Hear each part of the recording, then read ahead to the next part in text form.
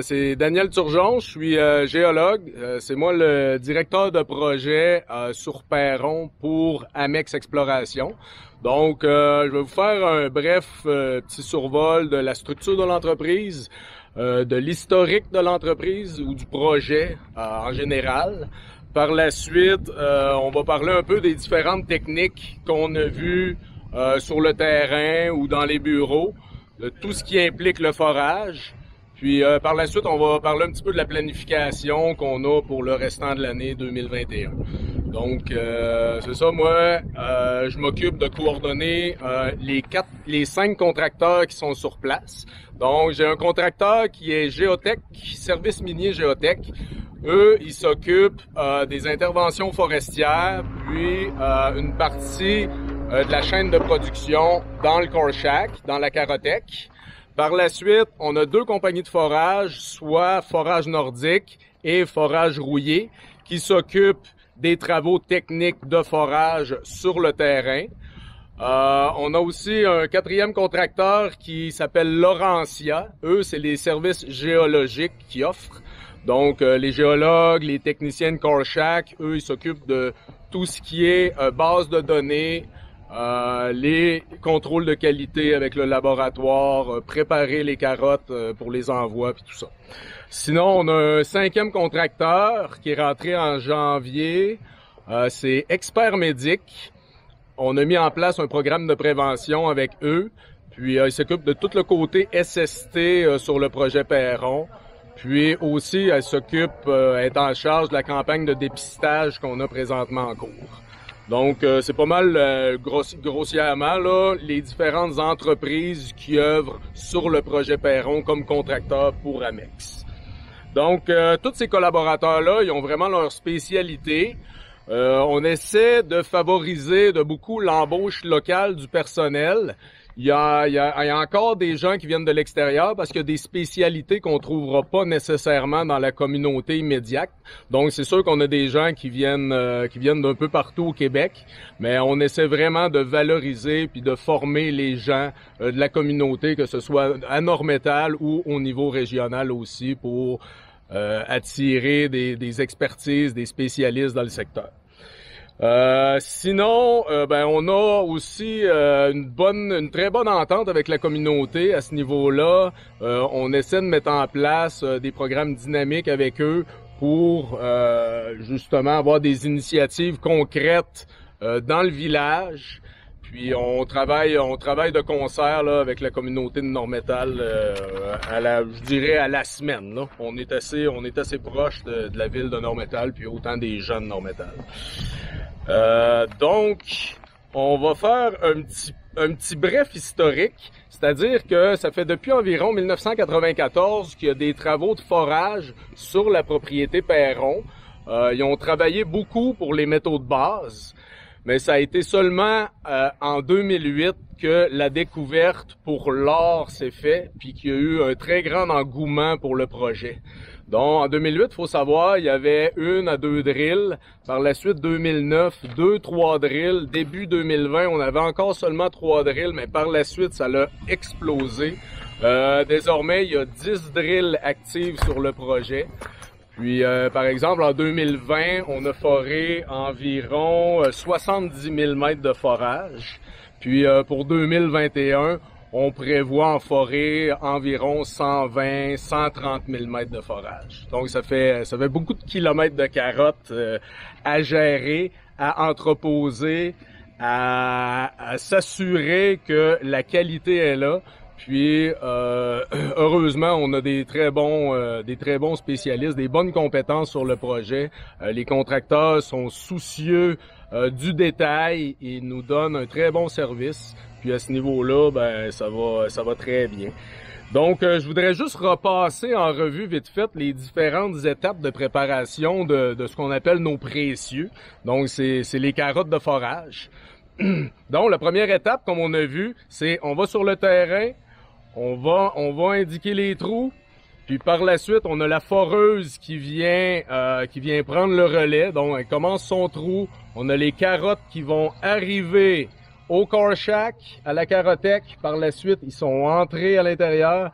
On fait toute la préparation pour que les géologues puissent bien décrire la roche pour justement récupérer l'information qui va nous permettre un premier calcul de ressources en 2022. On ne sait pas quand exactement, c'est toujours la grande question, mais on sait que au stade d'avancement du projet actuel, on est en campagne de définition qu'on appelle. Donc la découverte elle est faite, il faut maintenant bien délimiter nos zones, soit la zone Denise, puis soit la high grade zone. On a aussi deux autres zones d'intérêt un peu plus à l'ouest qui s'appellent Grey Cat et Gratien. Mais pour l'instant, ils ont été travaillés intensivement en 2020. En 2021, on focalise vraiment sur la high grade zone puis Denise. Donc c'est ça, les géologues, ils travaillent d'arrache-pied, puis tout le monde travaille d'arrache-pied pour vraiment faire avancer le projet. Chaque étape est très importante, donc la chaîne de production, il y a une supervision en continu, il y a des suivis sur tout ce qui se fait ici, puis on s'assure vraiment de suivre les standards de l'industrie, puis de s'assurer que la qualité est au rendez-vous sur le projet. Donc ça, c'est quelque chose qui nous tient très à cœur, puis on va continuer à travailler fort avec nos partenaires pour aller de l'avant dans ce sens-là, puis continuer à développer le projet Perron.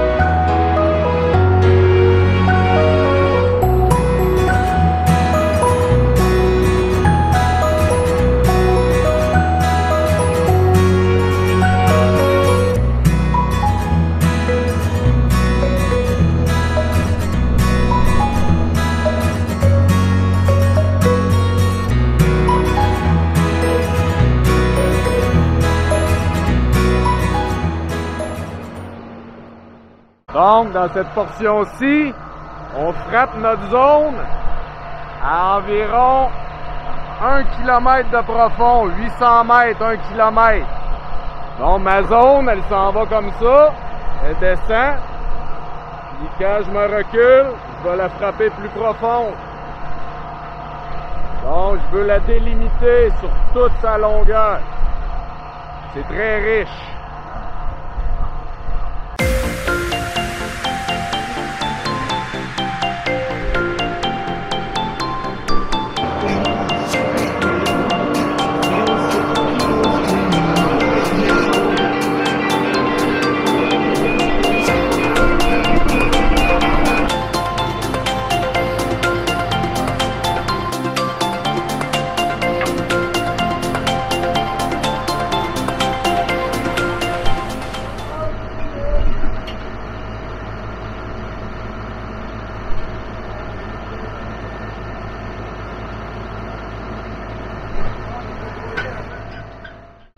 Donc, cet appareil-là, je l'envoie dans le trou, comme je disais, puis il va prendre des mesures sur la déviation de mon trou.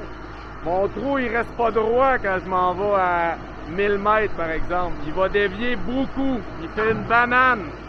Je veux savoir où se dirige mon trou pour le planifier exactement mon point de percée à 1000 mètres, par exemple. Donc, il faut que je sache comment il remonte puis comment il dévie. Dans l'aide de cet appareil-là, on prend une mesure à tous les 30 mètres ou à tous les jours, comme je disais. Puis là, lui, il a un petit lecteur optique. Il va utiliser son lecteur optique avec la tablette. Puis l'information que l'appareil a pris dans le fond du trou va être transférée dans l'ordinateur qui est directement envoyé au géologue au bureau. C'est Bluetooth en plus. Fait que c'est Wi-Fi cette affaire-là. Clac, clac, on envoie ça là-bas.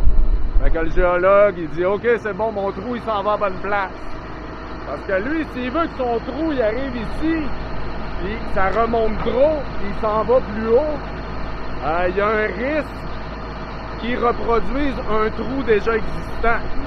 Parce qu'on veut, comme je disais, une maille environ aux 25 mètres. Bon, à partir de la surface, à l'occasion, c'est très difficile d'aller frapper avec un intervalle de 25 mètres. Il y a un risque d'aller reproduire un trou qu'on a déjà.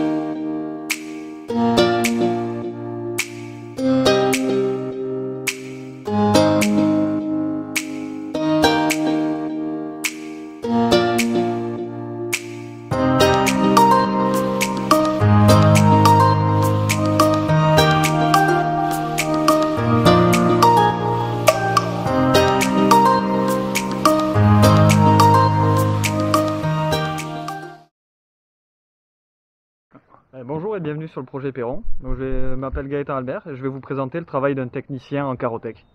Donc la journée commence par la réception des boîtes qui viennent des sites de forage. Donc les foreurs ramènent les boîtes en matinée, on les entrepose sur les tables dans l'ordre des boîtes. On vérifie à l'intérieur que que les roches seront bien maîtrisées à la distance qu'il faut. C'est-à-dire que le forage, à chaque fois que c'est foré en morceaux de 3 mètres, chaque foreur doit mettre un bloc qui marque la profondeur à laquelle est la roche. Et nous, notre rôle à la réception des boîtes, c'est de vérifier qu'il y a bien un espacement de 3 mètres entre chaque bloc. Ensuite, une fois que ça c'est vérifié avec les foreurs, qu'il n'y a pas d'erreur, les boîtes sont rentrées à l'intérieur de la carotech. Une fois sur les tables, la première étape, ça consiste à tourner la roche dans un sens, parce que les roches ont ce qu'on appelle une foliation, c'est-à-dire qu'il y a une orientation des minéraux à l'intérieur de la roche. Donc nous, on la veut dans un certain sens. Donc la carotte, il faut qu'elle soit dans ce sens-là. Et donc la première étape, c'est virer cette roche. Ensuite, avec un mètre, on vérifie bien que l'espacement entre chaque bloc est de 3 mètres. La prochaine étape, c'est de faire ce qu'on appelle le RQD, qui est la désignation de la qualité de la roche. Pour résumer simplement, c'est pour quantifier le nombre de cassures dans la roche, pour plus tard, si le projet se développe en mine, que les ingénieurs en structure puissent évaluer si il faut mettre du soutènement dans les galeries ou si la galerie se tient par elle-même. Donc ça, c'est le deuxième travail à faire. Puis une fois que les géologues ont fait leur relevé et leurs observations sur la roche, ils auront fait un démarquage pour l'échantillonner. Donc nous, on va prendre en photo les tables de roche pour avoir une archive numérique et que quand ils travaillent à distance, ils puissent aussi observer la roche.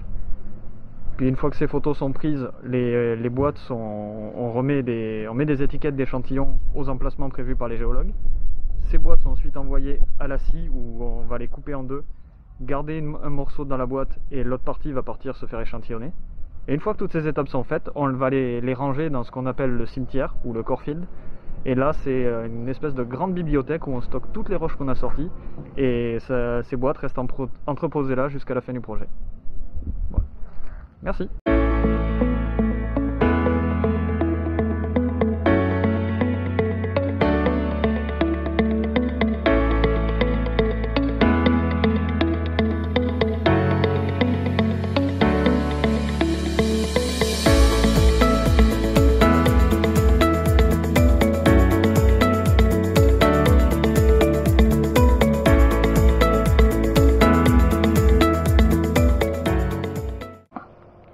Moi, je suis géologue pour Laurentia Exploration. On travaille pour notre client Amex ici à Nord-Métal.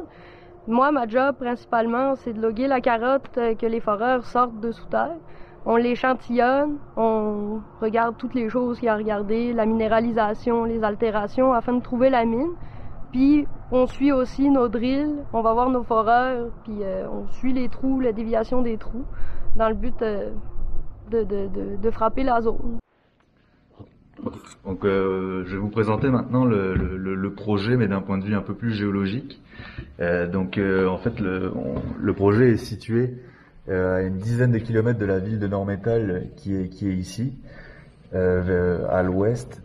C'est un secteur d'intérêt d'un point de vue géologique parce qu'on est sur des types de roches qui abritent historiquement donc des VMS, donc des mines de cuivre, de zinc, comme a été le cas de la mine Nord-Métal. Il y a eu un effort d'exploration fait dans le secteur à l'ouest de la mine Nord-Métal, dans la propriété Perron, depuis la fin des années 90 jusqu'à aujourd'hui. Et vraiment, le projet a commencé à prendre de l'ampleur depuis 2018 lors de la découverte de notre Eastern Gold Zone ici. Donc là, si on fait un petit focus, un petit zoom ici, donc on voit qu'on a vraiment densifié, augmenté notre quantité de forage dans ce secteur d'intérêt, à raison parce que une belle zone aurifère a été trouvée. Et c'est sur celle-là qu'on travaille la majeure partie du temps dans nos années de forage pour essayer de la définir en profondeur. Ce qu'on peut voir ici, donc là on a une vue en coupe de cette zone d'intérêt qu'on appelle la high grade zone.